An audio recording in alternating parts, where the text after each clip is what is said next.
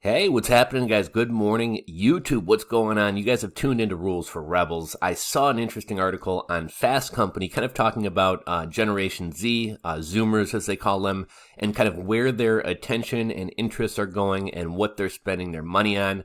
Whether you are a marketer, an entrepreneur, a digital marketer of some sort, something we all try to do is kind of try to spot trends and see the direction things are going before it goes that way, so that we can kind of get a head start. Imagine if you were one of the first Instagram users. Imagine if you were one of the first YouTube users. If you're one of the first people on a platform, if you're an early adopter, you have a huge head start in terms of growing an audience. Most of the largest YouTubers, YouTube's been around for a while at this point, so a lot of the early YouTubers have probably aged out of YouTube. But a lot of the early YouTubers became the biggest YouTubers. Same thing with Instagram. Some of the early Instagrammers actually became members of the company and were given jobs. But imagine if you were, onto something like Amazon FBA way before everybody else. People oftentimes joke about back in the early days of selling on Amazon, like anybody could go buy 25-cent oil diffusers off Alibaba or AliExpress and sell them for $25 on Amazon Prime. It was really easy to make money in the early days. My point here being, we're all trying to spot trends. We're all trying to kind of see where the puck's going and be there before everybody else. And that's kind of what this article touches on. We'll give the article a read, but basically, Instagram, which I think most people think of as being kind of the king of social media, though it's slowly starting to lose out. Instagram's kind of, not nearly as popular with Zoomers as platforms like TikTok and Snapchat. I think Snapchat may be kind of phasing out a little bit. But in recent years, I will say, a lot of my girlfriend's younger cousins and family members and things like that, like they won't even send you a text message. They'll do all their messaging primarily through a platform like Snapchat. So it's kind of interesting to see kind of the differences between newer generations coming up. In terms of like brands that they really like Nike and Chick-fil-A. In terms of social media platforms, they really like TikTok and Snapchat. And why do we care about this? Well, that generation is getting into the ages where they're actually going to have some money to spend. So companies and brands and marketers are wanting to attract them. When they were 12, 14 years old, they didn't have any money to spend. Now I think the youngest Zoomers are like 16, so they're, getting part-time jobs and have some money to spend. And the older Zoomers are, I want to say probably somewhere in their mid-20s or something like that. So, they have their first jobs out of college. They're actually starting to make some real money. And brands are wanting to know, how can we get them to spend their money with us? So the title of this article from Fast Company is Nike and Chick-fil-A are winning the hearts of American teens and Instagram is losing them. Snapchat is king, Beyond Meat is tasty. A new report from Piper Sandler offers insights into the hearts, minds, and wallets of Generation Z. And I know we got people who watch this channel from all audiences. So if you are in Gen Z, let me know how accurate you think this is. If you have kids or nieces or nephews or something like that, let me know what you think about this. The article begins, your parents used to walk 25 miles past hills and valleys to the nearest one-room schoolhouse, but now your children attend virtual classes via Zoom calls from their bed.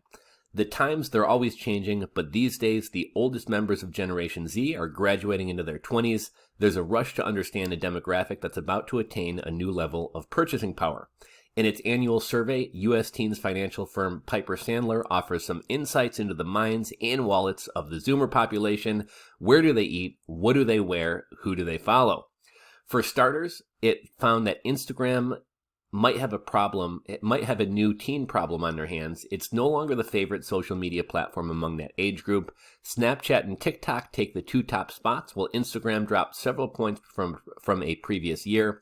This development comes years after Instagram's parent company, Facebook, began wrestling with its own aging user base. And, once everyone's grandmas and parents started getting on Facebook, I think teens and young adults didn't want to be on Facebook. Like, do you really want to be posting your crazy drinking photos and things like that for your grandma to see?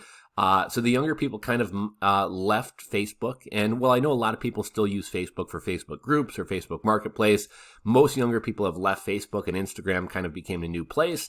And it seems like a lot of Instagram's user base is kind of migrating out of Instagram, and the younger generation obviously is more interested in TikTok. What does this tell us as marketers or brands? If personally, I think TikTok is stupid. I think most social media is kind of stupid, but just because I think it's stupid doesn't mean that it's not important to be part of it. And so I've recently started TikTok accounts for a couple of my clients and a brand that I run. And it can be kind of a fun platform. I mean, it's stupid, but I will say right now it's really easy to get views. It's really easy to get attention. And one benefit of being on TikTok, some of these TikTok trends go insane. We had a product that we normally don't sell at all. I mean, we probably sell a few units a month. And there was a recent TikTok trend that was kind of about this product, and we sold out of our whole inventory. We sold like 228 units in a single day, and could have sold a lot more if we had more inventory. So, I definitely think it's important to kind of watch where people's attention is going. And even if TikTok isn't quite up your alley, I think as a marketer or a brand or somebody with a product, it's important to be on there. Among other consumer products, Nike and Apple are clear favorites. Nike was a top clothing brand by 20 percentage points and on top of footwear brands by 44 percentage points, according to the report. 88% of teens own an iPhone and 90% expect an iPhone to be their next phone. Amazon, meanwhile, was the top shopping website by far, with 56% of the market voting it number one. And, I know a lot of people think that like Amazon's kind of losing some of its user base, or that Amazon's become kind of just like an American version of AliExpress. And while I do think a lot of that is true, Amazon's not going anywhere. Younger people are still shopping on Amazon, and that might be a good demographic to target with products that appeal to Zoomers. Food was the greatest wallet priority, and I think that's probably typical among young people. I know when I was, in my teens, going out to eat was probably the main thing we spent our money on.